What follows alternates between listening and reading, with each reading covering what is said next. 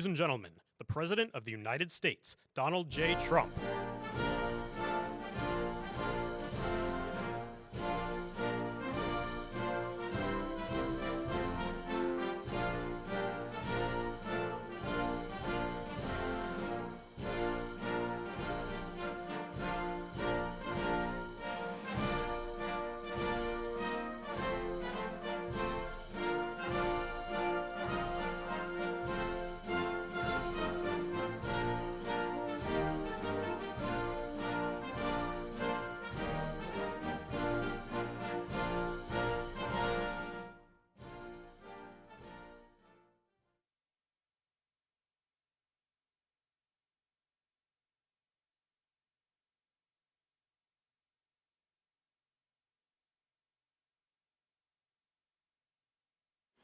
By far, I would say, and we're doing tremendous things. Our country is doing very well. You saw the numbers that got released today, yesterday.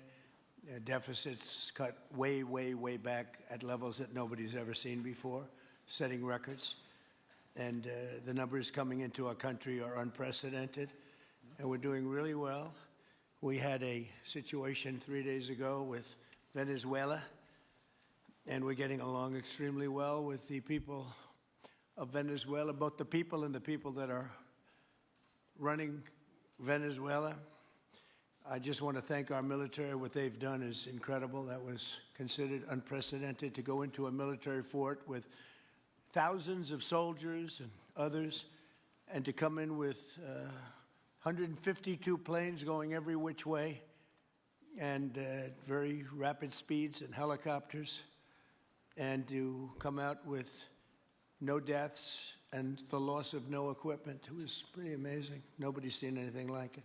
I was called by the leaders of numerous countries. I won't go into which ones, but the biggest and the strongest, and they said that was very impressive. They're all impressed.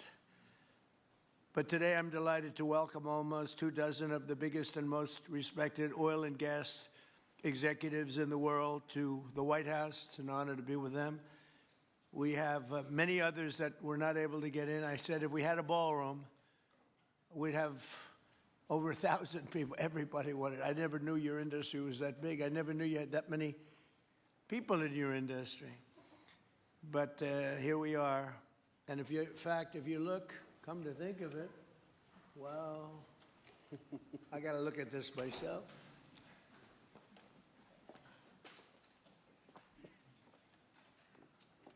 Wow. What a view. This is the door to the ballroom. Well, what did you have? Unusual time to look, but I figure we might as well do. If the fake news would like to go back and take a look, you can, but you'll see a very big foundation that's moving. We're ahead of schedule in the ballroom and under budget. It's going to be, I don't think there'll be anything like it in the world, actually. I think it'll be the best. We went from, this is, as you know, our biggest room, which would seat 100 for dinner, maybe, if you're lucky, if you're nice and tight. And the ballroom will seat many, and it'll also take care of the inauguration with bulletproof glass, drone-proof ceilings, and everything else, unfortunately, that today you need. So we're going to discuss how these great American companies can help rapidly rebuild Venezuela's dilapidated oil industry and bring millions of barrels of oil production to benefit the United States, the people of Venezuela, and the entire world. And yesterday, the number is 30 million barrels. I can't even, is that a correct number? 30 million barrels. You hear that, Peter? Of oil was given to us by Venezuela. That's a lot of oil. It's about $4 billion worth, and it's on its way to the United States right now. And we want to thank Venezuela for that.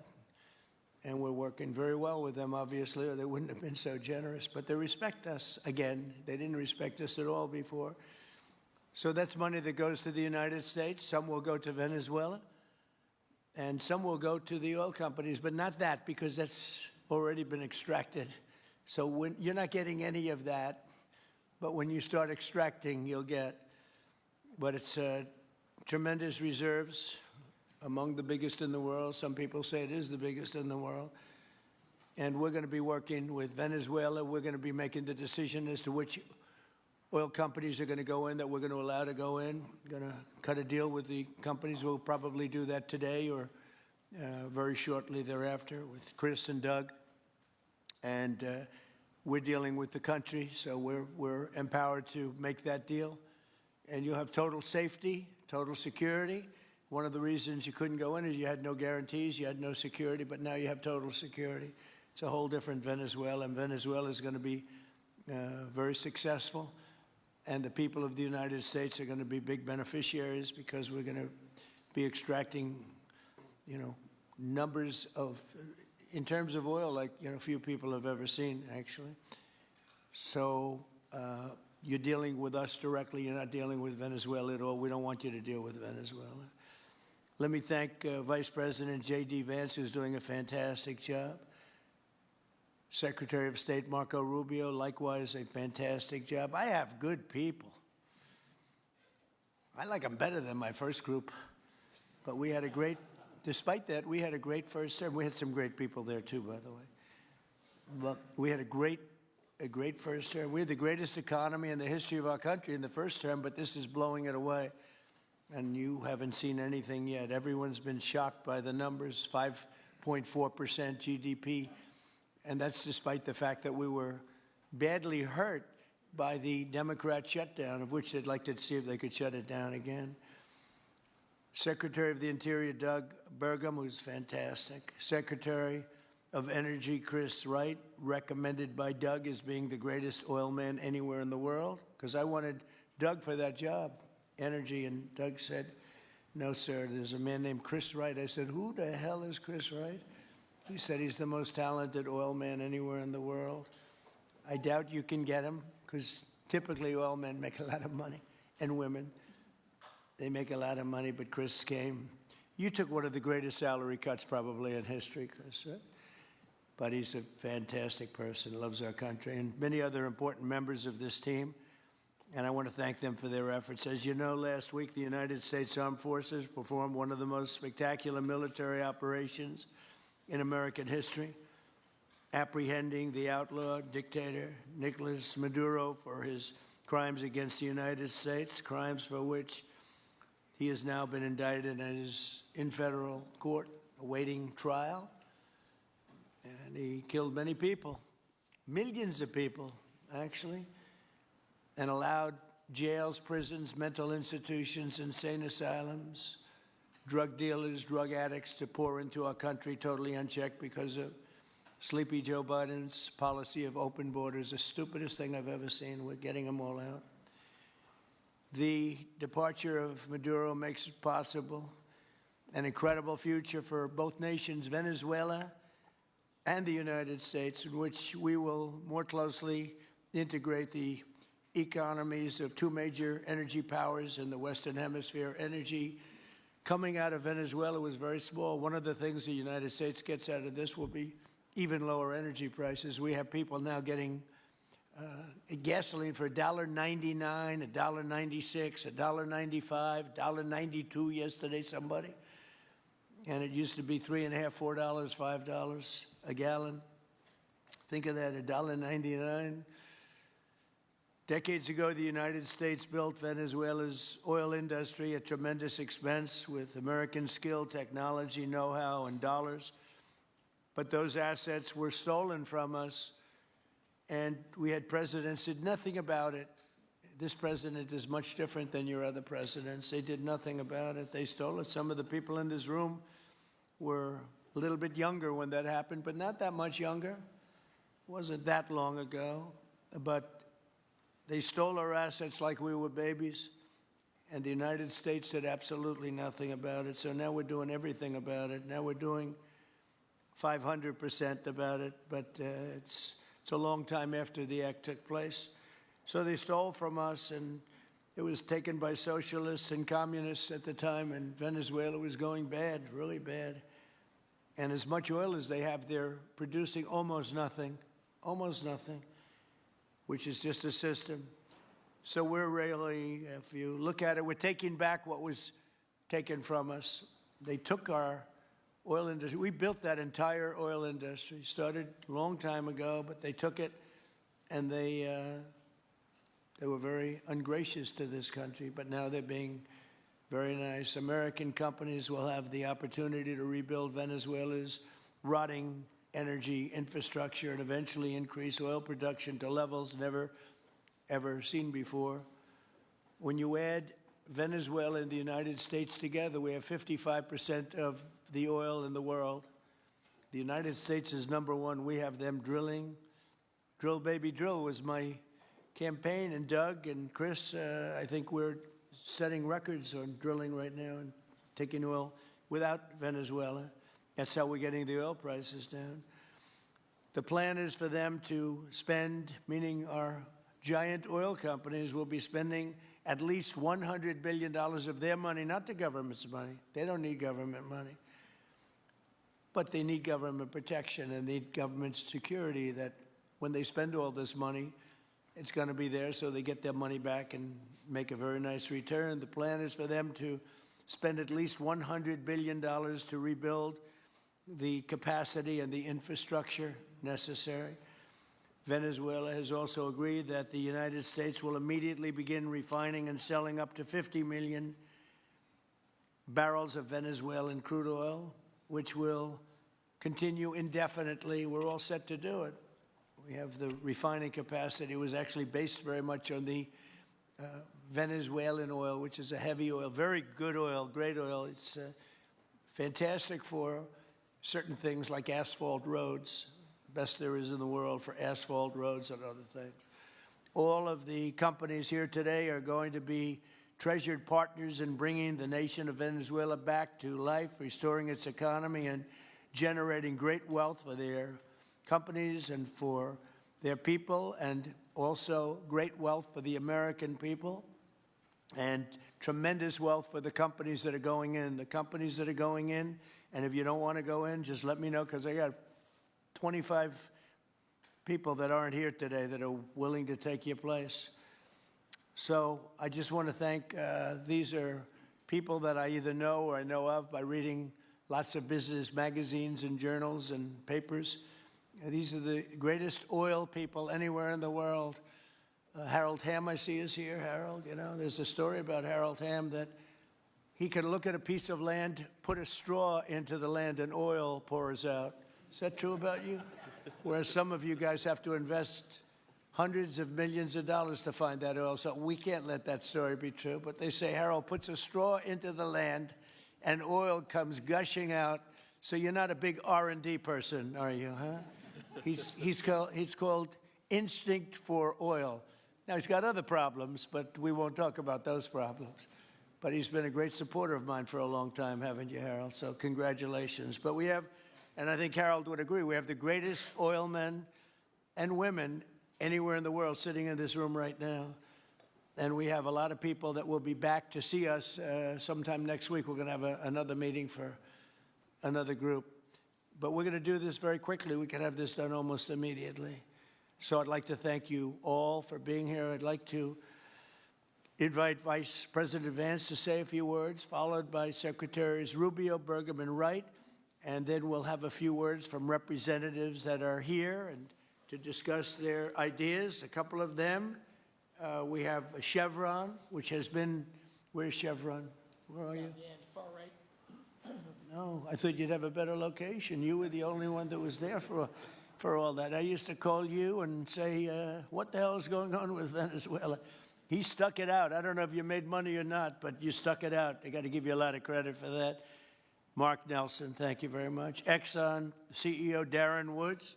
Darren, thank you very much. How's Exxon doing? Okay? All right. They'll do a lot better now, won't they, huh? Exxon's been amazing. It's been an amazing company. And ConocoPhillips CEO Ryan Lance, thank you very much. So you guys could say something, and then we'll take some questions from the press. And if anybody else would like to speak, we'll have you speak. We have all the time in the world. This is a big subject. This is massive wealth, and more importantly than massive wealth, it leads to lower taxes and a lot of jobs for Americans and for Venezuelans, but for Americans in this case. And I just, again, appreciate you all being here. And I'd like to ask JD to say a few words, please. Thank you. Thank you, Mr. President, and thanks to everybody for being here. You know, as a Marine Corps veteran for my entire lifetime, presidents, and let's be honest, they were Democrats and Republicans, would send the American military to far-off places. They would get us involved in these endless quagmires. They would lose hundreds or thousands of American lives, and the American people would get nothing out of these misadventures. And now you have an American president who's empowered the American military to stop the flow of drugs into our country and to ensure that we, as opposed to our adversaries, control one of the great energy reserves that exist anywhere in the entire world. And he did it without losing a single American life in the process. It was an amazing operation. It's going to make our country richer. It's going to make our country more powerful. It's going to make our country safer. And it's going to lead to the decline, the further decline of drug overdose deaths in the United States of America. An amazing thing, and I'm happy to be here to talk about how we can make it an even bigger and better operation for the American people. Thank you, sir. Thank you very much. Marco? Thank you, Mr. President. And I think this is a reminder that everything this president does, everything President Trump does, is with the American people in mind. It was not in the national interest or national security of the United States and of our people to have in our own hemisphere a country, not just with vast energy reserves, but controlled by an indicted narco-trafficker who flooded our country with illegal immigration, including drug gang members, openly cooperated with drug gangs, and by the way, stole the wealth of that country to fund a repressive regime and also benefit adversaries such as Iran. All of that is now changing. As part of this process, the first phase, of course, is the phase we're in now, which is the stabilization phase. We did not want to see destabilization in the country. We're working very cooperatively with the interim authorities there to provide a market for the sale of the wealth of Venezuela in such a way that benefits the people, both of the United States, but also the people of Venezuela. And as a reminder to everyone, the president announced this just 2 days ago. Every penny, everything they buy with the money that they're making from the oil now, Mr. President, will be bought from America. And that includes everything from equipment for the oil industry to food to medicine and everything in between. The second will be a phase of recovery, and then some of these phases will interlap, and that is to have a normal economy again where the money goes to the benefit of people, not the benefit of our adversaries or the benefit of elements in that country and around the world that are against our interests, at the same time as a process of reconciliation has to happen internally among the different sectors of society and politics and the like. And finally, the third phase, which is the most important of the three, is when the country fully transitions into a normal country that we have strong economic and diplomatic and relations with, that is friendly towards the United States, that's not a foothold for our adversaries, that serves our interests, but also the interests of the people. It'll be a country that is wealthy, a country that is prosperous for the people, not for a handful of criminals, but also a country that is supportive of our interests in the region and throughout the world. And we thank you, Mr. President, and the team you've assembled that have brought us to this point. A lot of work remains, important work, but this is historic. Okay. Thank you very much. Doug? Well, Mr. President, I want to thank you for your leadership, not just as President, but as Commander-in-Chief. The boldness, the execution, the breathtakingly precise work that you've delivered both in Iran back in June and here has changed the field for the whole world. And you always ran about the idea of peace and prosperity. And in Venezuela, as you know, this was a playground for every bad actor in the world. We had Russians, Iran, terror groups, all of them profiting from this criminal organization that was pretending to run the country. That makes America safer. You've secured the border, we're stopping the flow of drugs, and now with the normalization of relationships on an economic basis, it's going to mean tremendously for the prosperity of the American people. So I just want to say again, congratulations to you and to the entire leadership team. It's been an amazing, historic week on the scale of things that we haven't seen perhaps for 125 years in terms of the U.S. Exerting its influence over Latin America in a way that's going to make a change for generations. And on behalf of all the oil executives that are here today, Chris and I want to say thank you to all of you. It's your technology, your innovation that has put America in the place where today we are the most energy dominant country in the world. And that position is what's allowed us to take the action that we're taking with statecraft, with military action. None of that would happen if we were dependent on everybody else for energy. So you're a big part of the reason that we're able to move the way we are today, and we're grateful that you're here to be part of the solution going forward. Thank you, Doug, and you are doing a fantastic job, and we appreciate it. Everybody appreciates it. They know who's doing well. Chris Wright? Thank you, Mr. President. Yeah, what we've seen in the last week is leadership matters and credibility matters. Venezuelan oil has been sanctioned for many years, and the oil just flew, those sanctions were not enforced. That oil just floated out to trafficked by bad actors of the world. The resources weren't gone to a central place. The corruption and decline of Venezuela has been a crisis for the people of Venezuela, and as Secretary Rubio said, massive spillover effects in the United States, in crime, in drugs, in kidnappings, and in taking a huge resource base and making it not exploited, not developed. The whole world is a poorer, less opportunity-rich place because of that. When you have materials underground, they've been underground for 1 million years. That does not make them a resource. That does not make them valuable for your country, your people, or the world. They only become a resource with technology, with capital, with rule of law, and a system of governance that encourages the harvesting of those resources to make the better world. And we see here the dramatic contrast between the United States, which may have less oil underground than Venezuela. We have 20 times the production of Venezuela, 20 times the impact of human betterment, massively better quality of living here in the United States. That was at risk under the last administration. We've seen a lot of attacks on the energy that makes the world go round.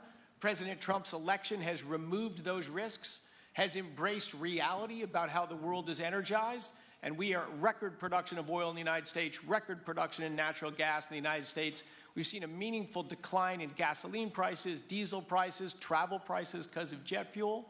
And now President Trump is taking the genius of a different way to try to solve a 25-year festering problem in Venezuela, that all the traditional things have not worked. But ordering both a tremendous military operation to remove the heads of a criminal organization masquerading as a government, and then to use the power of our military, not to fire bullets, but to stop the flow of Venezuelan oil to the world, immediately gave us leverage over the interim authorities in Venezuela and has allowed us to be in this position today where the actions of this government can massively improve Venezuela for the better, and the bigger impact is to massively improve the quality of life, affordability, safety, and security of the United States. Very proud to be here. And we'll turn it over to Mark Nelson, who's the vice chairman of Chevron. Chevron has been in Venezuela for over 100 years, continuously. Mike Wirth, the CEO, had a knee replacement recently. He's not here. Mark is a tremendous leader in our industry, and I'll turn it over to him. Thank you, Secretary Wright.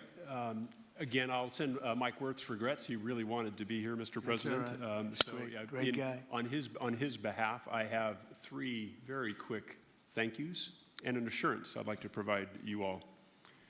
The first thank you, Mr. President, is to you. It's thank you for convening this gathering. It's thank you for your leadership, and thank you for continuing to keep American energy domination in the forefront. So thank you for that. Thank you very much. The second thank you actually is to the cabinet. So Secretary Rubio, Secretary Burgum, Secretary Wright, your ability and commitment to continue to engage with the parties around the table to keep the world working is greatly appreciated. So thank you for that. And the final thank you actually would go to our Venezuelan employees of Chevron. They have been working tirelessly to operate safely, protect the environment in country, and their dedication and skill will help us in this next chapter. And finally, I'll close with the assurance. For more than a century, Chevron has been a part of Venezuela's past. We are certainly committed to its present, and we very much look forward as a proud American company to help it build a better future. And so, Mr. President, thank you for your leadership. You really suffered there. You stuck it out. A lot of people left. A lot of big companies left. Many of the people sitting at this table left because of the safety risk and other risks. But you stuck it out. I give you credit for that. Sometimes it was hard. I remember 6 months ago I told you to stay, just stay. Things are going to happen. You'll be very happy. I didn't know they were going to happen this fast or this conclusively. One thing I think everyone has to know is that if we didn't do this, China or Russia would have done it. And if China or Russia were a next-door neighbor, because essentially this is not around the other parts of the world so far away where you fly in an airplane for 24 hours before you get there. This is sort of a next-door neighbor, if you think about it. And I told China and I told Russia, we get along with you very well. We like you very much. We don't want you there. Not going to be there. And if we didn't do this, China would have been there and Russia would have been there. Maybe they both would have been there together, but they're not going to be there now. One thing I will tell them, and I will tell you, that we are open for business. China can buy all the oil they want from us there or in the United States. Russia can get all the oil they need from us, and they do like oil, even though they produce a lot of it. But China and Russia and everybody else is able to go, and we'll be open for business almost immediately. I have a feeling the $100 million will be spent $100 billion will be spent very, very rapidly by these very big, powerful, and rich companies, and I think they're going to be able to rebuild the infrastructure. And I hope it's going to be brand new as opposed to a rehab, because I know the tremendous difference between the new and the not so new in your industry. The new is much more beautiful, much better in every way, and actually much smaller. It's like everything else, gets smaller and stronger. It's a combination of smaller, better, and stronger. So I hope you're going to build all brand new stuff, rip out the old crap that's been there for so many years, and do it the right way. You're going to be there a long time if we make a deal. If we make a deal, you're going to be there a long time. If we don't make a deal, you won't be there at all. It's, sort of interesting. But again, China and Russia would have been there if we didn't do this. And the other thing, people ask about the second wave. I don't think it's going to be necessary. We have an armada, a giant armada like nobody's ever seen in that part of the world. And it's stationed off the coast. And we are getting along so well with the people that are involved and representing Venezuela that I don't think we're going to have any, I don't think it's going to be necessary to do the second wave. We were planning on a second wave, but the first wave was so powerful and so good and so strong. And frankly, the people in the country, they did the right thing. They were smart. They did the right thing. They didn't want to go through a second wave. But we've got a tremendous number of the most powerful ships in the world right there. I don't think we're going to have to use that. I'm happy to say that. I don't think we're going to have to use that at all. If I could ask Chevron, you did a great job. I want to thank you. And ExxonMobil, if you would say a few words, and then followed by Conoco, great companies, massive companies, great companies. Exxon, please. Sure. Thank you, Mr. President. I appreciate the invitation and the opportunity, frankly, for the entire industry to show up and provide a perspective. Frankly, we've been kind of unresponsive to the press regarding Venezuela. I guess today's the opportunity to address the press directly with respect to a number of questions that have been asked of ExxonMobil. First and foremost, obviously, is the interest that we have in Venezuela. And I think, the way I would position that, I think one of the reasons why we see many of the industry players here is we're in a depletion business for a product that is in great demand and will be in demand for many, many, many decades to come. And as a depletion business, the biggest challenge we have is finding resources. There's an opportunity in Venezuela with all the resources there is we don't have that challenge of finding, we have the challenge of developing those resources. So I think it's in the best interest of these companies and frankly society as a whole for the industry to be interested in understanding what the opportunity here represents.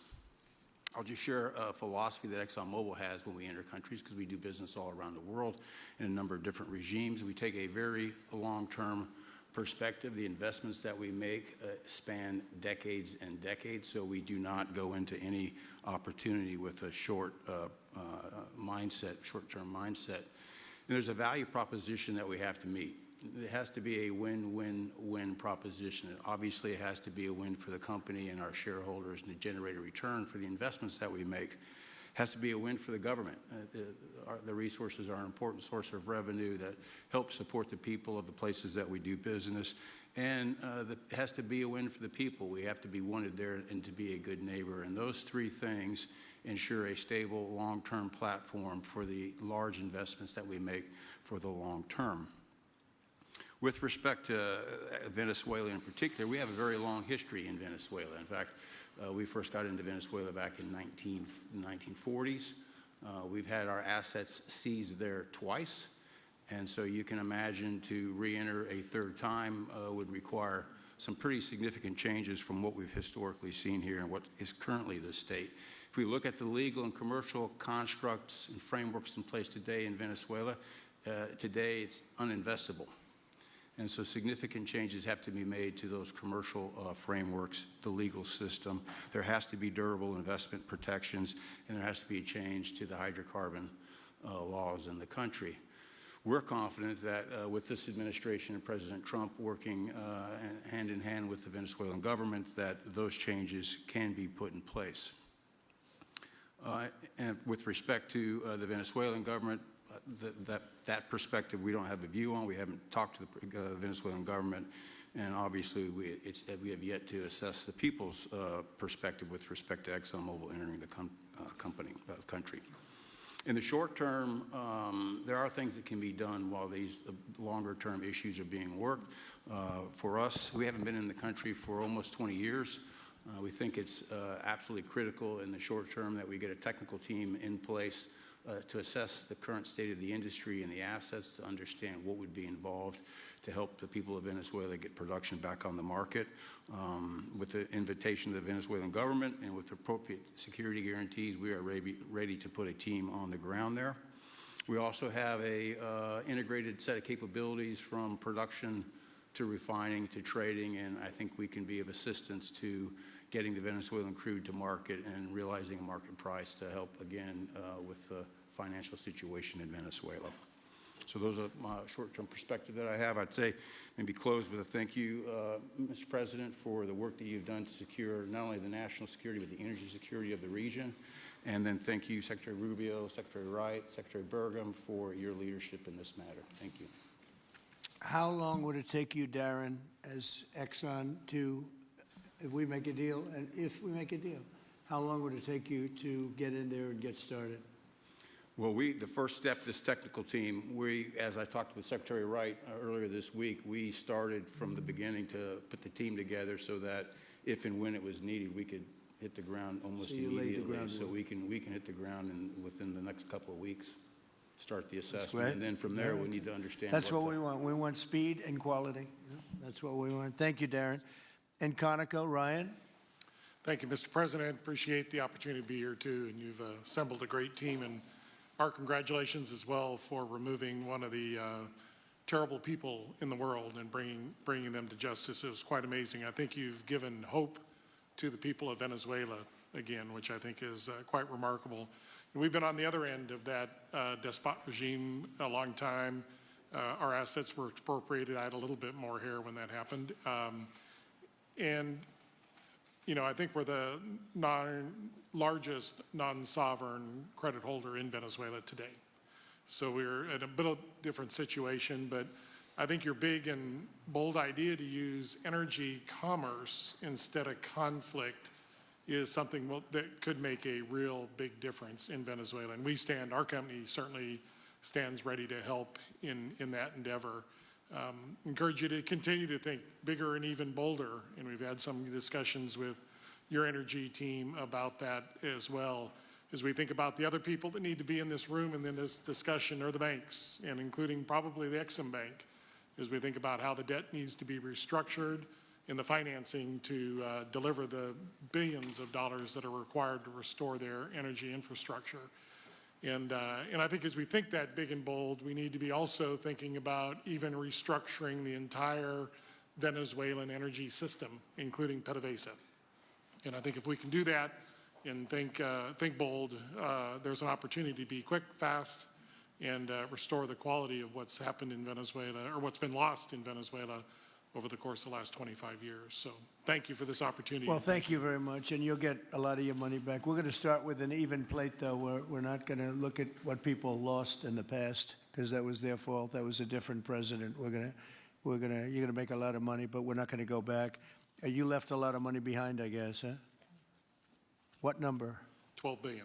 How much? 12 billion. Well, it's a good write-off. It's already been written off. It's been written. All right, thank you. You'll make it back one way or the other. You're all going to do very well. I think really very well. Marco just gave me a note. Go back to Chevron. They want to discuss something. Go ahead. I'm going back to Chevron, Marco. Thank you, Marco. Go ahead. Was there a question, Mr. President? Yes, go ahead, Marco. What are you saying here? Mark, if big you can increase, yeah. update us on operations in the ground and with the appropriate approvals, what you might be able to achieve in the next 12 to 18 months, give us a little view from the ground. You bet, you bet. So today, Chevron has 3,000 employees in 4 different joint ventures in Venezuela today. And over the past 5 to 7 years, they've taken production from about 40,000 barrels a day to 240,000 barrels a day, essentially getting those facilities and that equipment up to standards that would be something that people in the room would be more accustomed to. Given the work we've done with Secretary Wright and Secretary Burgum and even Secretary Bessent, I think we have a path forward here very shortly to be able to increase our liftings from those joint ventures 100%, essentially effective immediately.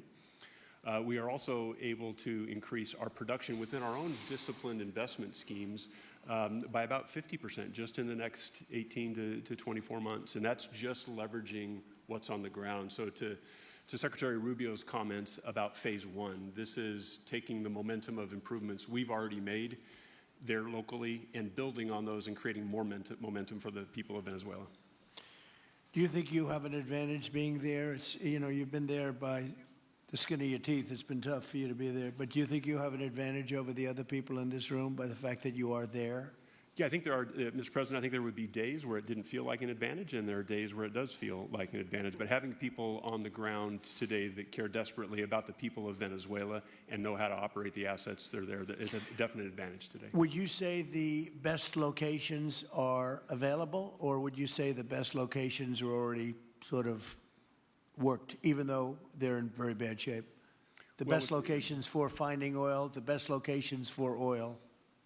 There are more opportunities than not, Mr. President. With 300 billion barrels of reserves and resources in country, there are lots of opportunities for many companies. Will you be building new, or will you be using the old infrastructure that you have? Yeah, today it's a little bit of a mix, but today it's mostly us taking the equipment of today, getting it to the standards that we are accustomed to your comments about making it how it should be today. Most of the investments that we've been making are about getting it up to our standards. Well, I think you're going to make an investment, but you're going to get your money back very quickly, and that's part of our thing. We're going to have you get your money back fast, and then you'll give a lot to Venezuela and to the United States after that. Okay, so you'll be in good shape. Could I ask Carol Tam to say a few words? He's been a friend of mine for a long time. Very amazing man, actually, amazing energy person. Well, thank you, Mr. President. It's good to be here with so many dignified people. And this effort particularly, and thank you for your effort for what you've done here, taking this despot out of that area. And the world dealt with him way too long. Certainly, our industry knows that this is a real jewel that can be developed for the people of Venezuela, and also benefit the world.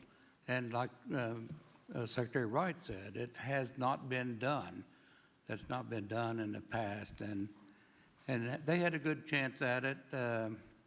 Brought someone in that totally took it down, as everybody knows here, and that was Chavez, and we know what happened to him finally. But that ruined the industry in Venezuela, and all of us know how that ended very well, very, very wrongly.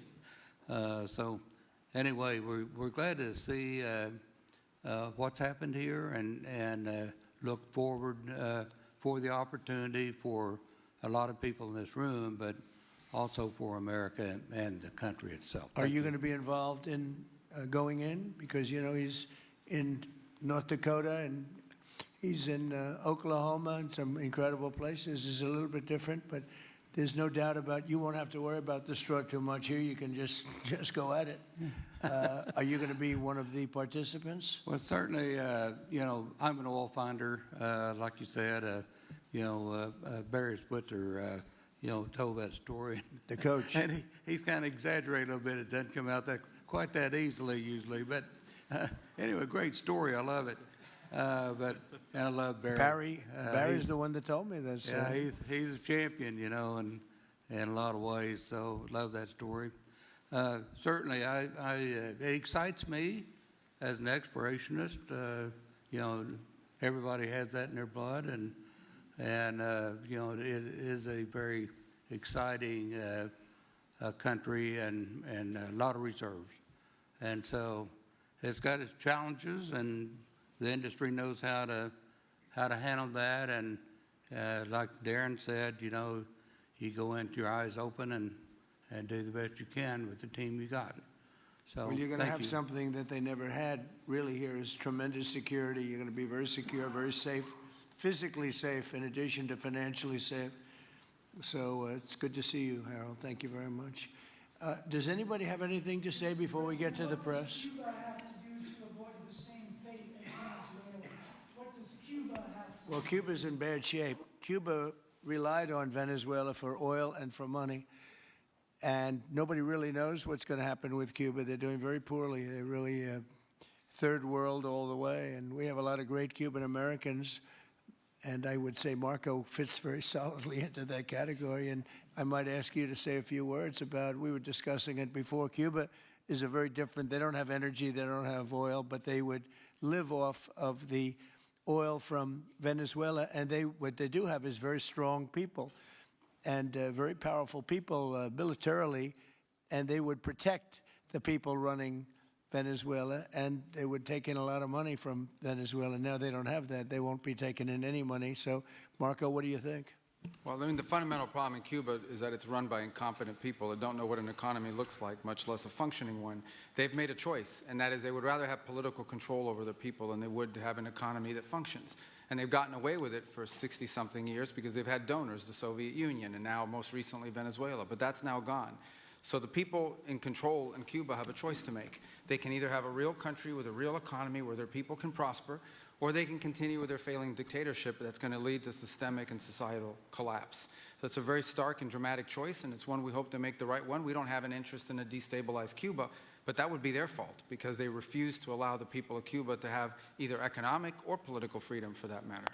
And you have a lot of people in this country that want to go back to Cuba and help Cuba. A lot of people have left, they came in penniless, they didn't have anything, and they've become very rich people in our country, and they want to very much go back and help Cuba. So that's something that Cuba has that a lot of other places don't have. Peter? President Trump, thank you. I do want to ask you about Minnesota, but first, just more on topic. President Zelensky said that he was watching with the rest of the world as you made this order to go and capture Nicolas Maduro. And he said, if that's how it works with dictators, then the United States knows what to do next. Sounds like he wants you to go and capture Vladimir Putin. Would you ever order a mission to go and capture Vladimir Putin? Well, I don't think it's going to be necessary. I think we're going to have I've always had a great relationship with him. I'm very disappointed. I settled 8 wars. I thought this would be in the middle of the pack or maybe one of the easier ones. And I don't know if you know, Peter, the last month, they lost 31,000 people, many of them Russian soldiers, and the Russian economy is doing poorly.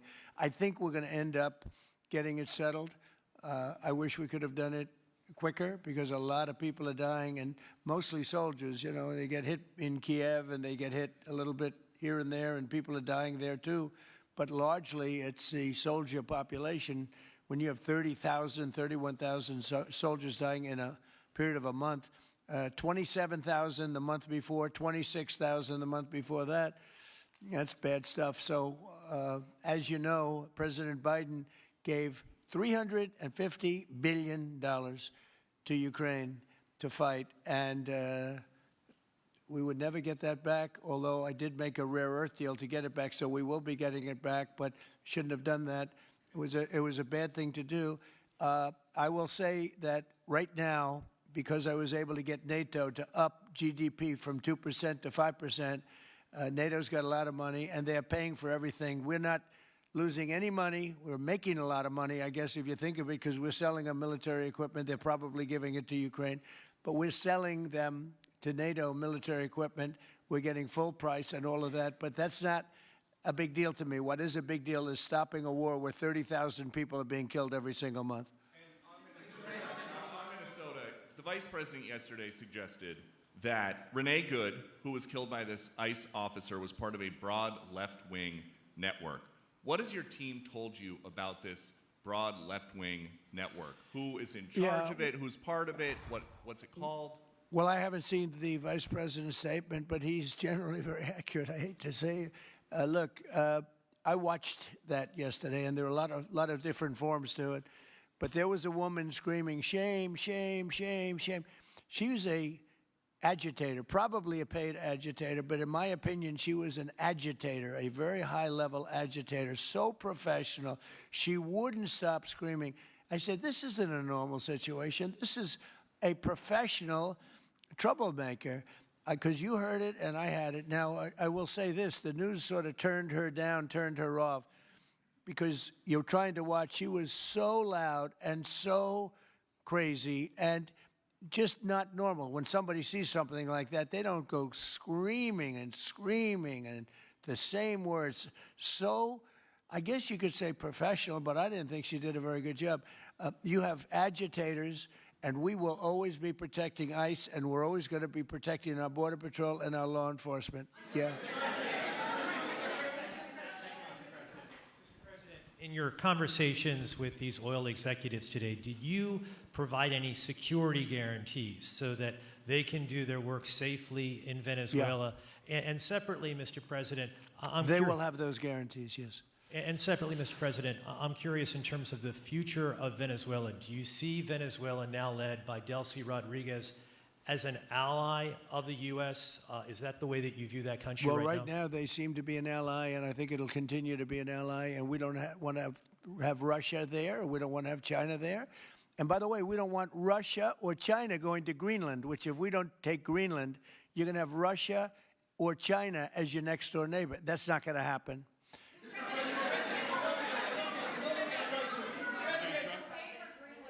The white. Mr. President, thank you. You just said that these companies would have security guarantees if they go in on the ground in Venezuela. They will have. And what is your plan there actually for these companies and those Americans who are going to be on the ground working for these companies? Well, there are going to be Americans. I assume they're going to be using a lot of Americans, but they're going to be using a lot of people from Venezuela and other places, I would imagine. But I would think that mostly they'll be using Venezuelan workers. They have a lot of great workers. They have a very high unemployment rate, and they have workers that are very familiar with taking oil out of the ground. Yeah. How long do you think the Ayatollah will be in power after what we've seen play out on the ground there? When is the U.S. going to get involved now that reports of protesters being killed on the ground? So Iran's in big trouble. It looks to me that the people are taking over certain cities that nobody thought were really possible just a few weeks ago. We're watching the situation very carefully. I've made the statement very strongly that if they start killing people like they have in the past, we will get involved. We'll be hitting them very hard where it hurts. And that doesn't mean boots on the ground, but it means hitting them very, very hard where it hurts. So we don't want that to happen. There have been cases like this where President Obama totally backed down. But this is something pretty incredible that's happening in Iran. It's an amazing thing to watch. They've done a bad job. They've treated their people very badly, and now they're being paid back. So let's see what happens. We're watching it. We're watching it very closely. Go ahead, please. Yes, go ahead. Thank you so much, Mr. President. Do you have any comments in reaction to the recent attacks by the Syrian government alignment groups against U.S.-backed Kurdish forces in Aleppo, Syria, which killed dozens of civilians and displacing many families? Does your administration bring peace between the Kurds and the Syrian government? I want to see peace, yes, I do. The Kurds and the Syrian government, we get along with both, as you know very well. They have been natural enemies over the years, but we get along both, and we want to see Syria succeed. And so far, I think they are succeeding, but this is just breaking out, and we want to see that stopped. Go ahead, please. Colombia, Gustavo Petro, in a few weeks. Do you hope this meeting with Gustavo Petro marks a new chapter, a new beginning in the benefit of the U.S. and Colombia relations? What country? Colombia, with the president of Colombia, Gustavo Petro, your I had meeting. a very good talk with him yesterday, and he's been very hostile. to us and to the nation and to me, called me a dictator and lots of other things. Called Biden some terrible names, far worse than he called me. But he called yesterday through people, and he wants to meet, and that's fine with me. I've made up with people also, you know. So we're going to have a meeting with him. We had a very good conversation. The people of Colombia are incredible people. Marco would know that better than anybody because he's married to a woman from Colombia. And I don't mean Columbia University. That would be, I'm not sure. I think I like Columbia, the country, better, if you want to know the truth. The people are, hold it. The people are great people. I look forward to meeting with them. We're going to meet in the very near future. Would you meet the president of Venezuela here in the White House? Would you greet her to discuss the fate of the oil? Yeah, well, I'm going to meet a lot of people, and we're going to meet, you know, we meet a lot of people. When you end 8 wars, you get to know a lot of people, and I think it's very important. As an example, we have over $18 trillion, think of it, $18 trillion coming into our country. A lot of that's coming in from foreign countries like Saudi Arabia and Qatar and UAE and others. And I get to meet a lot of people, but I will be meeting with various representatives of Venezuela, probably pretty soon. We haven't set that up. But the relationship that we have with the people that are currently running Venezuela is very good. We also have a young lady that received the Nobel Peace Prize. She's going to come in and pay her regards to our country, really, to me. But, you know, I'm a representative of the country, nothing else. And she's coming in sometime next week, I think Tuesday or Wednesday.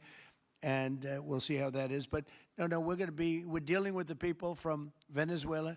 We're dealing with them very well. I think they've been very smart in the way they've dealt with us, frankly, because that whole place could have been obliterated with one more strike, and we didn't want to do that.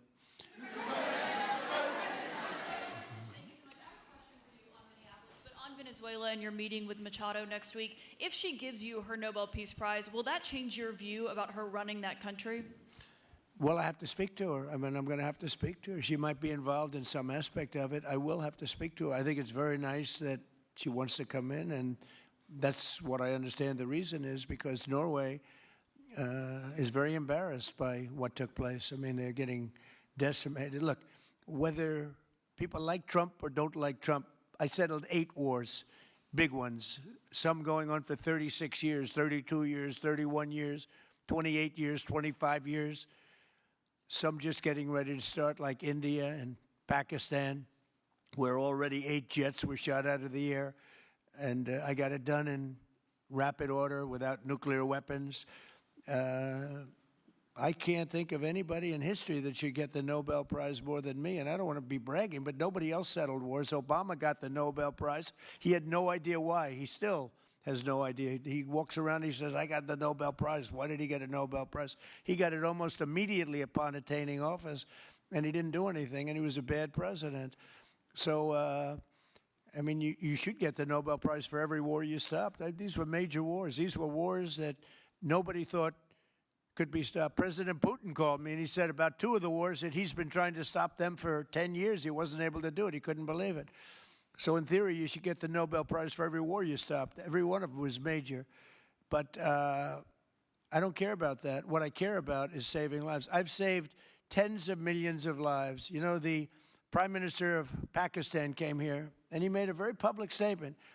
He said that President Trump saved minimum 10 million lives having to do with Pakistan and India, and that was going to be raging. So, you know, but I'm honored that she's coming here. I look forward to meeting her, yes. Go ahead. The state officials there have said that the FBI is not sharing evidence with them. Typically, they would conduct a joint investigation, as you know. Do you believe that the FBI should be sharing evidence with state officials in Minnesota? Well, normally I would, but they're crooked officials. I mean, Minneapolis and Minnesota, what a beautiful place, but it's being destroyed. It's got an incompetent governor, fool. I mean, he's a stupid person. And it looks like the number could be $19 billion stolen from a lot of people, but largely people from Somalia. They buy their vote. They vote in a group. They buy their vote. They sell more Mercedes-Benzes in that area than almost. Can you imagine? You come over with no money, and then shortly thereafter you're driving a Mercedes-Benz. The whole thing is ridiculous. So they're very corrupt people. It's a very corrupt state. I feel that I won Minnesota. I think I won it all 3 times. Nobody's won it since Richard Nixon won it many, many years ago. I won it all 3 times, in my opinion. And it's a corrupt state, a corrupt voting state. And the Republicans ought to get smart and demand on voter ID. They ought to demand maybe same-day voting and all of the other things that you have to have a safe election. But I won Minnesota 3 times, and I didn't get credit for it.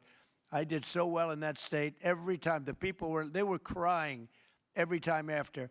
That's a crooked state. California is a crooked state. Many crooked states. We have a very, very dishonest voting system. The last time I won, 24, the one that just took place, I won because it was too big to rig. You couldn't rig it. It was too big. But I won the state of Minnesota. It's a corrupt voting system with an incompetent governor, a very incompetent governor. And by the way, he's a very corrupt governor, too. Go ahead. I have a question on Iran, but first, very quickly on Venezuela. How do you provide total security guarantees to these companies without putting U.S. boots on the ground? Well, we're going to work with the Venezuelan leaders and people, and we're going to have a very safe group. And they're going to also bring over some security with them. You know, these are not babies. These are people that drill oil in some pretty rough places.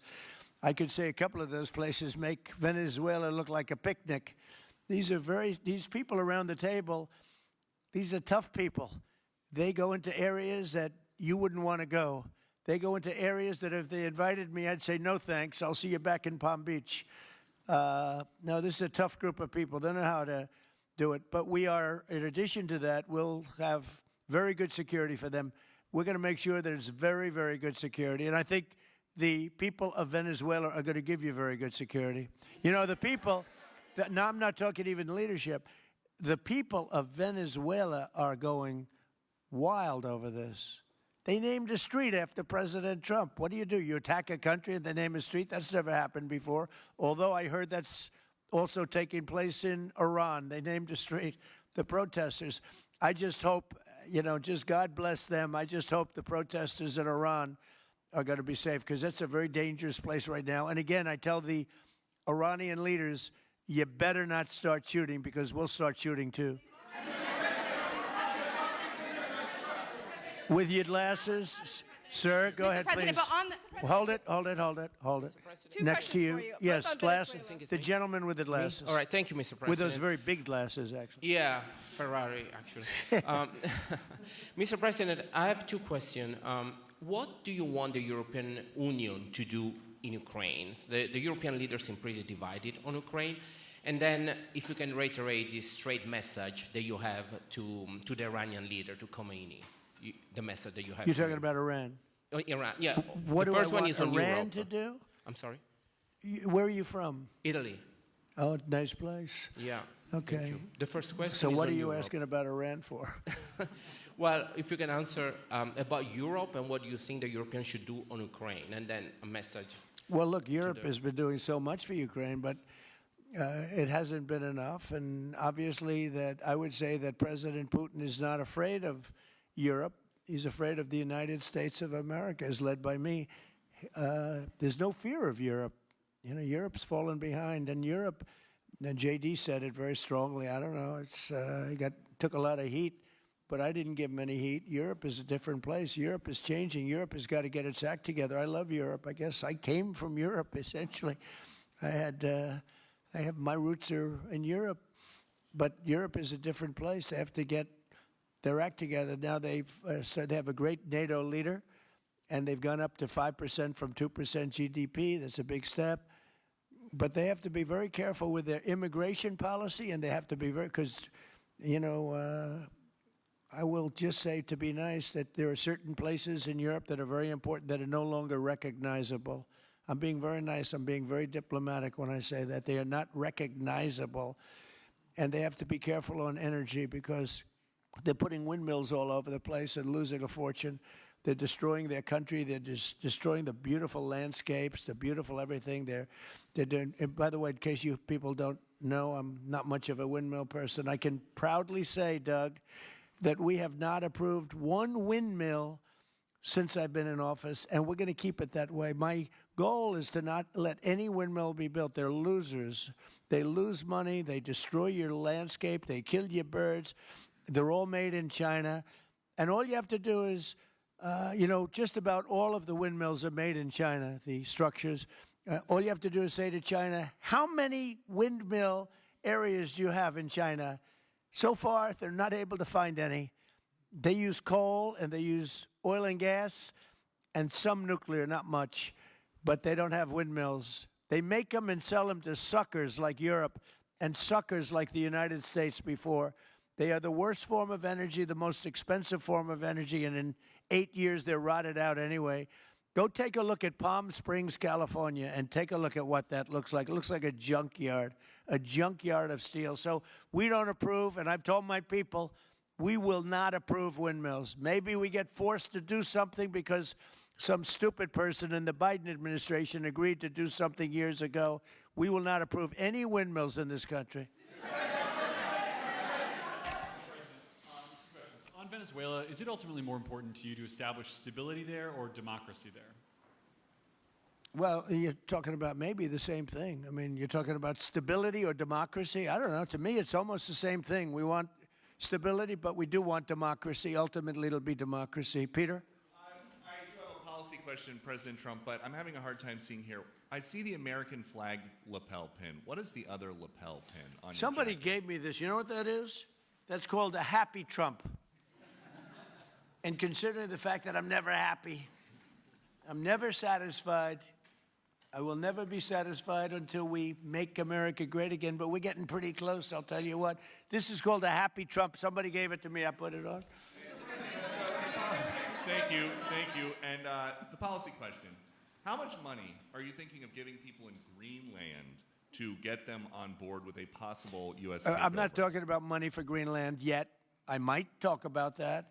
But right now, we are going to do something on Greenland, whether they like it or not, because if we don't do it, Russia or China will take over Greenland, and we're not going to have Russia or China as a neighbor. Okay?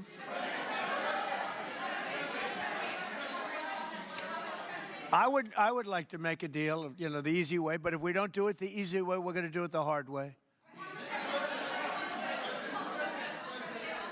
And I'm a man, and by the way, I'm a fan of Denmark too. I have to tell you, and they've been very nice to me. I'm a big fan, but the fact that they had a boat land there 500 years ago doesn't mean that they own the land.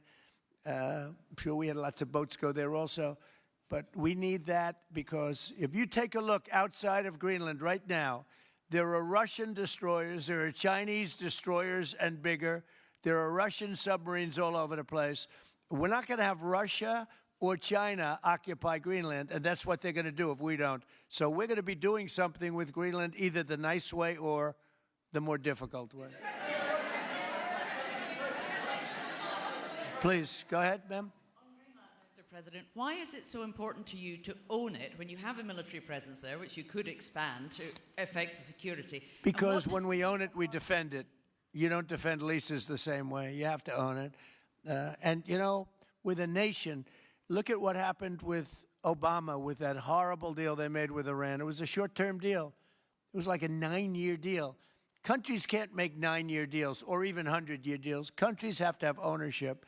And you defend ownership, you don't defend leases. And we'll have to defend Greenland. If we don't do it, China or Russia will. It's not going to happen. We are not going to have, and I like China, I like Russia, I love the people of China, I love the people of Russia. I get along very well with President Putin, but I'm very disappointed in him. I get along very well with President Xi. I'm going to go over to China in April, but I don't want them as a neighbor in Greenland. Not going to happen. And by the way, and NATO's got to understand that. I'm all for NATO. I saved NATO. If it weren't for me, you wouldn't have a NATO right now. But we're not going to allow Russia or China to occupy Greenland, and that's what's going to happen if we don't.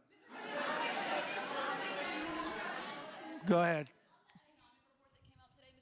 one, can you respond to that? And two, Yeah, it was an amazing report. The most amazing thing is government jobs are way down, and yet the unemployment or the employment numbers are very good.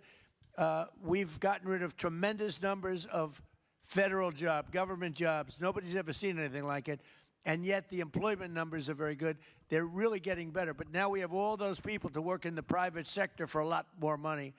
I think that's one of the very big things. The other thing is at 5.4%. And remember, this is after we had a shutdown. And that shutdown had an impact because the concept of the shutdown, even though it's before, people knew we were going to be shutting down. A lot of bad things happened. And by the way, on January 30th, you may have another shutdown. We'll see what happens. But I think the numbers, Caitlin, were really amazing. Look, to think about 5.4%, nobody thought that. They thought it was going to be 2%. And you know what it is? It's tariffs. And it's also November 5th. We had a great election, a great election.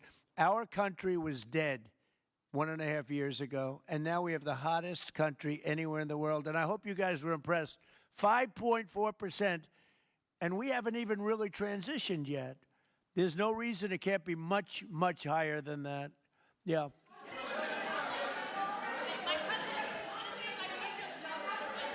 first off, can you respond to the manufacturing Let's number? give CNN a chance. You know, they've been fighting also- so hard to get back into the mainstream. Mr. President, you posted some numbers actually on Truth Social last night. People saying you posted the job data early when you're not supposed to obviously share it till the next morning. Did you do that on purpose? No, I don't know. If they posted them, I said post them whenever you get a chance. I don't know. They gave me some numbers. When people give me things, I post them.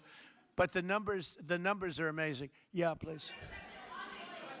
How does the administration plan to distribute the money from the Venezuela oil sales? Is it, obviously you say it's going to go into these controlled accounts. Yeah. Would it go back to Venezuela in a Yeah. direct payment? Is it going through these goods? How do you plan to do that? Well, And we then I have want to a make second sure question. that Venezuela can survive. You know, Venezuela needs money, and we're going to make sure that they get money, and we're going to get money, and the oil companies are going to make something for the work they do, and they're going to get back their money. We're devising a formula, but it won't be so much of a formula. It's going to be what they need. We're going to take care of what they need. There'll be plenty left over. We're going to have a lot of money left over. And the money left over is going to the United States of America, and the oil companies are going to be very happy. Yeah, please. Thank you, Mr. My second question is, would the administration offer a backstop to these oil companies for like financial guarantees, some sort of backstop, if the country did destabilize again? That's a very interesting question. Using the word backstop, I haven't heard that word in a long time. That was at the Wharton School of Finance I last heard. That's a good term. We ought to use it more often. I hope I don't have to give a backstop. Look, these are very smart people, the smartest people that are not only in oil and business. These are the biggest companies in the world sitting around this table. They know the risks. I mean, there are risks. We're going to help them out. We're going to make it real easy. They're going to be there for a long time. We're going to be there together for a long, long time. And they're going to be taking the oil, and they're going to be bringing oil prices down. They're going to make a lot of money. They're going to get their money back. They're going to be safe. The people of Venezuela are going to be big beneficiaries, and the United States of America is going to be a big beneficiary for what we've done. And you know, one other thing I might say, it's also very big for national security because, again, just like Greenland, we can't have China or Russia occupy Greenland. We can't have China or Russia occupy Venezuela. And if we didn't do what we did, China or Russia would have been in Venezuela. I think I can measure. Where's Mr. Chevron? So let me ask you, they would have been there if we didn't do this. Do you agree with that? They certainly have a lot of economic interest in country. There's absolutely no argument about that. They were trying to be there. I mean, you know, we had a Russia, I guess sort of I call it a semi-Russian ship yesterday that we took over, and Russia decided not to defend that ship against us. It's a big movement. The ship was loaded up with oil, and we took the oil, and it came out of that port. But Russia would be there or China would be there. And we want them to be there for a different reason. We want them, do you people agree?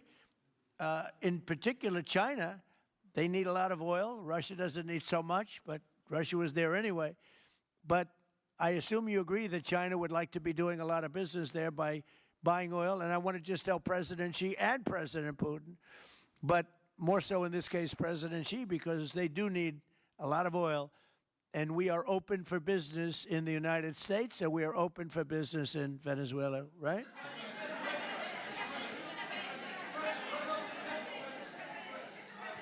Go ahead, sure. Mr. President, You know, what is your I could take questions from these people all day long. You know, they're sitting here, and generally they're very rich, very powerful, but nobody gives a damn about them. It's a sad thing. You have all that money, all that power, and look at all these crazy questions.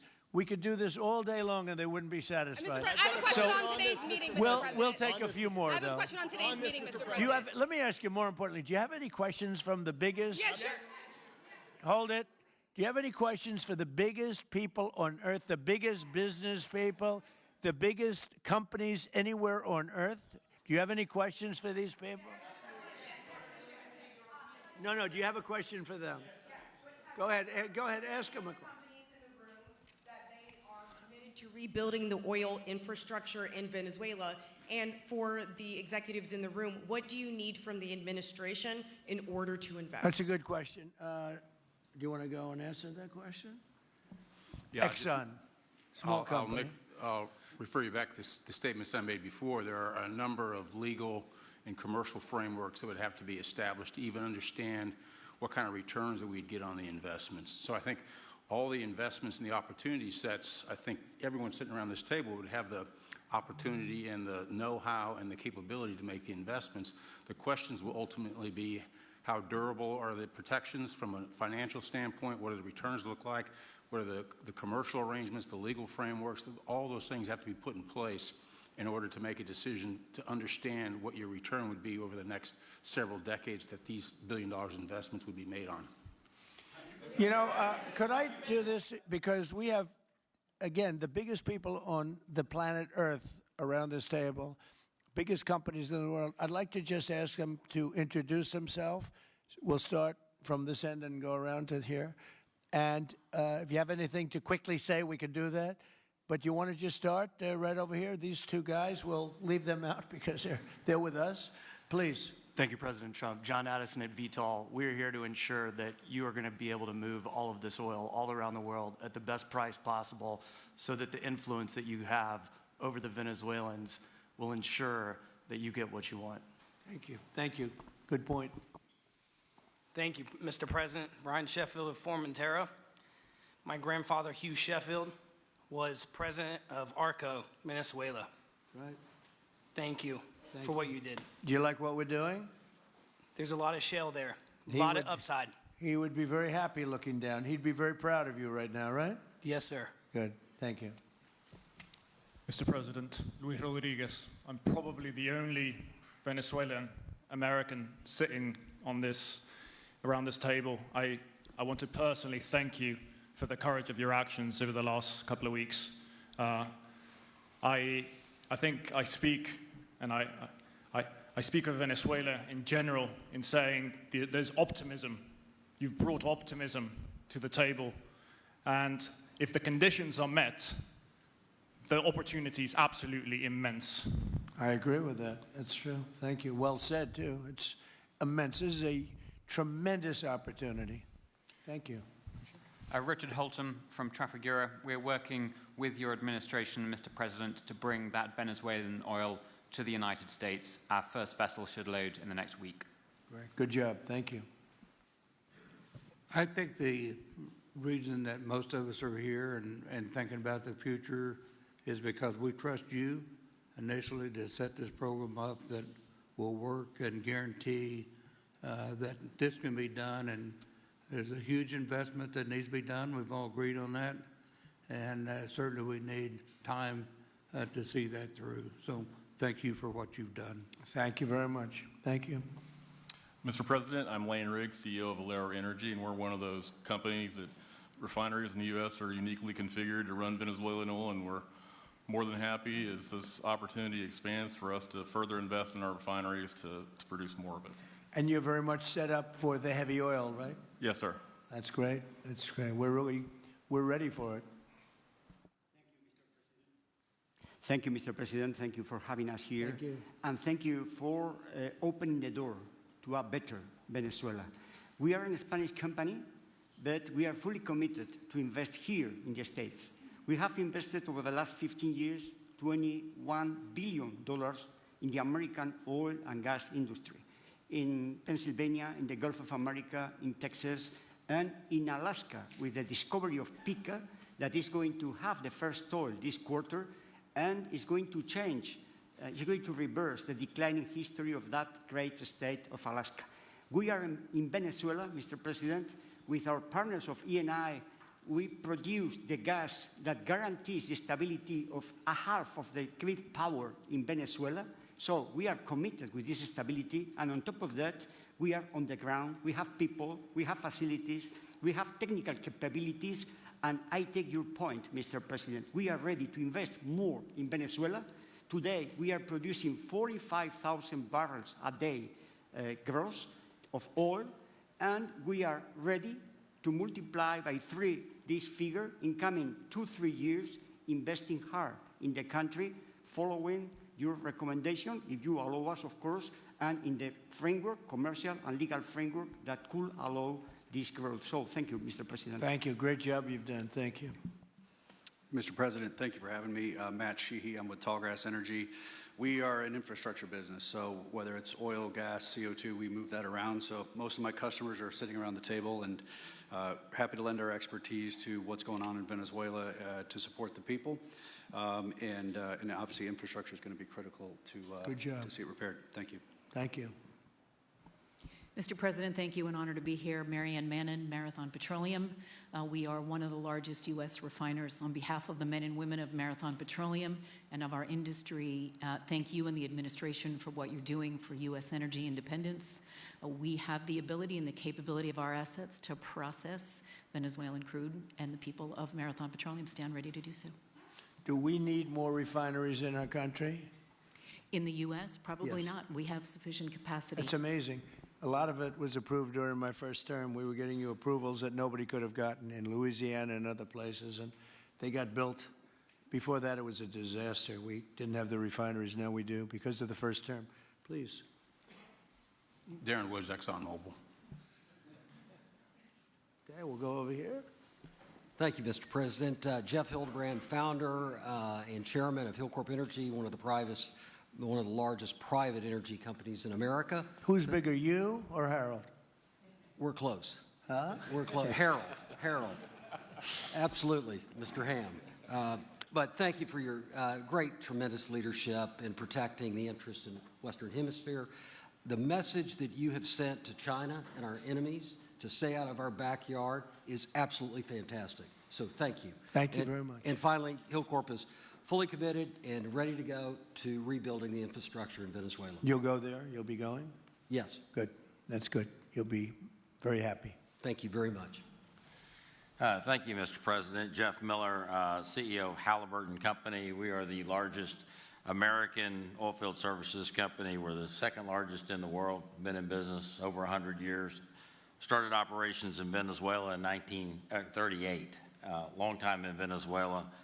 I personally lived there for 4 years and raised my kids there. So quite familiar with Venezuela, and just couldn't express gratitude more so for the opportunity to return to Venezuela under the stability that I know that this team and your team are able to deliver. And so When did you leave?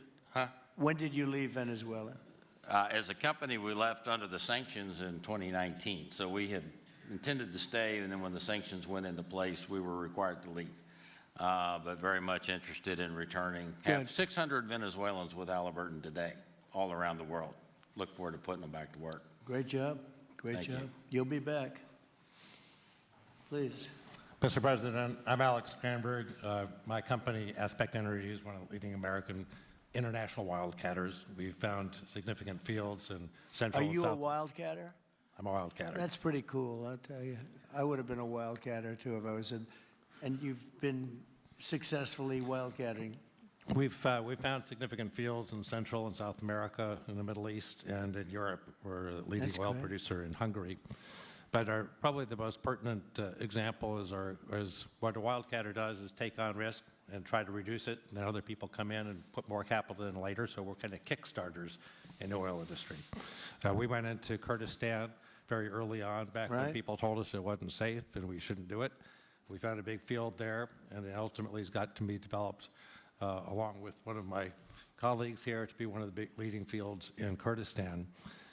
We think that Venezuela has a tremendous amount of opportunity. If you look at the reinvestment required, the investment required, people are talking about hundreds of billions of dollars. But if you put that in perspective, that's 1 million barrels a day for 15 years. It's $220 billion net cash flow. So what we really need to do is to be able to kickstart production and then reinvest and have the confidence to reinvest. And what you're doing by putting the United States in control of the cash flow coming out of the country, it gives companies like ours the confidence to say we can kickstart this production and then reinvest and reinvest. In Hungary, we've invested $1 billion in changing the trajectory of Hungarian oil production. And we were only able to do that not because we could write $1 billion check, we're a smaller company, but because we reinvest all the cash flow back into new production. Good. Mark Good Nelson, job. Mark Nelson with Chevron again. Thank you, Mr. President. I'm Claudio Scalzi, and ICO, Italy. We started working in Venezuela in 1980. We have a lot of oil, but now just the gas is flowing because it's not under sanction. And as my colleague from Repsol said, we cover more than about 50% of the electricity in the country. So that is essential to avoid any kind of problem, social problem. We own about 4 billion barrels of reserves, so a huge amount in the Orinoco Belt and in central Venezuela. We have now in the country 500 people, most Venezuelan, and we are ready to invest. Clearly, we are ready to invest. We thank you for the big efforts and the efficiency of your action, and we are here. And we are here to work together with the U.S. We are also a big investor in the U.S. So I know that. We thank you again, and we are there. And we are also ready to join with American companies in our assets to develop and go faster with good investors and good know-how from the U.S. company. Yeah. Thank you. You've done a great job. Thank you very much. Mr. President, Ross Perot, good to see you again. I'm chairman of Hillwood and HKN Energy. Been in the energy business 45 years, and we have been working with your team quite a bit. We have been in Kurdistan now for 19 years, along with Alex, and built a very good business. But now with your team, we're looking in Syria, we're now in Libya, and so we are very excited to look at Venezuela with you and your group, and look forward to continuing to build this great industry. Thank you very much. Thank you. Mr. President, thank you for having us here today. Wael Salwan from Shell. Of course, we have a huge presence here in the U.S., in the Gulf, as well as in Pennsylvania with the petrochemical facility, which I think we had the opportunity to host you at, as well as being one of the largest LNG off-takers of American LNG. We have been in Venezuela for a very long time. We actually drilled in 1914 the first well that discovered oil in Venezuela, and on the back of which the entire energy industry was established in Venezuela. When we left in the 1970s because of nationalization, we had 1 million barrels per day of production. But we have kept boots on the ground in Venezuela all this time, and we now have a few $1 billion worth of opportunities to invest in, subject to OFAC approval. So we are ready to go and looking forward to the investments in support of the Venezuelan people. That's great. Thank you very much. Thank you, Mr. President. Ben Marshall, the America's CEO for Vitol. Alongside Trafigura, we're very thankful to have worked with the government and the Venezuelans to be able to bring the crude oil to market at a market price as quickly as we can to help stabilize the country. Thank you. Thank you. Brian Lance, ConocoPhillips. I'll defer to my colleagues. Thank you, Mr. President. Olivier Lepoche, CEO of SLB, or formerly known as Schlumberger, the largest global oilfield services.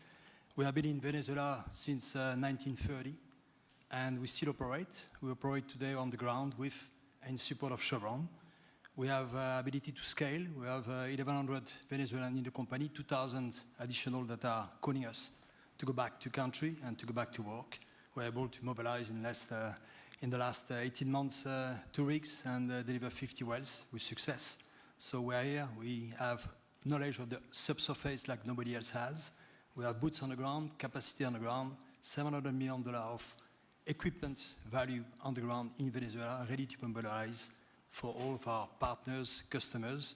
So we are ready to scale fast, and we really want to thank the administration, Secretary Wright, Secretary Bergen, for the effort they are supporting and giving us to be successful on behalf of the Venezuelan oil and gas industry. Thank you very much. Thank you very much. Well, check this out. They say the very best for last. And I don't have that sexy accent like this guy next to me here.